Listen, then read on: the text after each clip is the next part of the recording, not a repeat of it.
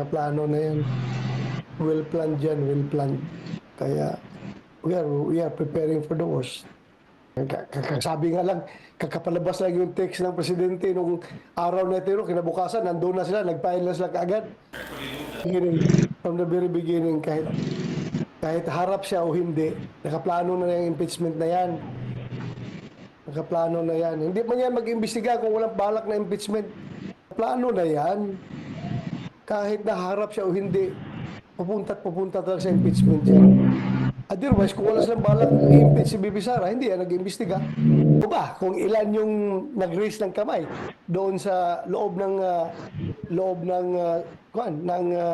lounge namin nung tinanong kami na kung sinong gustong dagdagan yung pundo ng UBP. Alam mo kung ilang numbers yun? Oo, basta marami. Mahirap na, baka magalit sa akin yung naggano ng kamay. Baka magalit sa akin. Basta sabihin ko sa iyo, sobra. Sobra 8. More than. Hindi tumaas ng kamay doon sa lounge. 1, 2, both re-electionist at saka hindi re-electionist.